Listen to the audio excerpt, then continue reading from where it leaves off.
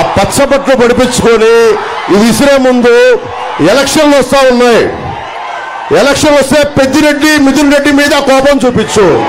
పెద్దిరెడ్డి మిథున్ రెడ్డి మీద, వాళ్ళ తమ్ముడి మీద, ఆకిపాటి అమర్నాథ్ రెడ్డి గారి మీద, వాళ్ళ మీద చూపించండి. వాళ్ళ మీద కసి చూపించండి.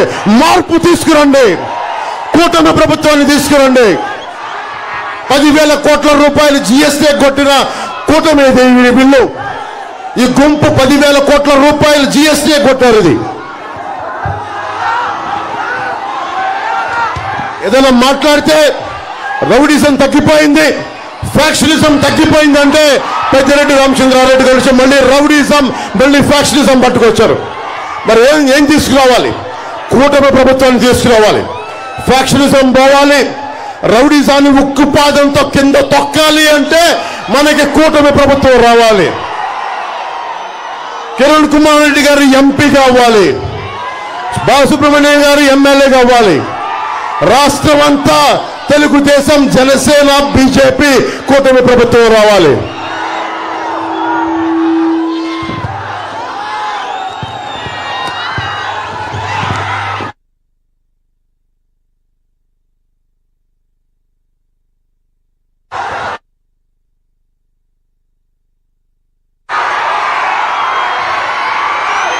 ఇలా రౌడీజం లిస్టు చదువుతా ఉన్నాం. అంగళ్ళల్లో చంద్రబాబు గారి మీద కేసులు పెట్టారు. రౌడీజం ఏ స్థాయికి వెళ్ళిపోయిందంటే పుంగనూరులో 3 పంచాయతీలు తప్ప అన్ని ఏకగ్రీవం చేసుకున్నారు. ఇసుక టెప్పర్ మీద ఇలా పేరుంటే బెంగళూరు దాకా ఎవరు ఆపే హక్కు లేదు. పులిపర్ల మండలంలో మీలాంటి ఒక సగటు మనిషి, సామాన్యమైన కార్యకర్త అడిగితే 2 చేతులు ఎరగొట్టారు మిథున్ రెడ్డి గారి ప్రజలు, మనకి పెద్దిరెడ్డి గారి మనుషులు. బోరగమంద పంచాయతీలో ఒక కార్యకర్తకి అడ్డగోలుగా 2 కాళ్ళు నరికేశారు.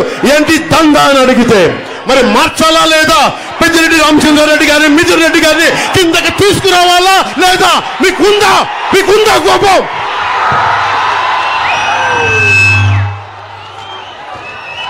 డైరీ జగన్ వచ్చి డైరీ హెరిటేజ్ డైరీ అడ్డగోలుగా తీసేస్తున్నారని చెప్పి అమూల్ డైరీని తీసుకొచ్చాడు. మాట్లాడితే క్లాస్ వార్ అని మాట్లాడే జగన్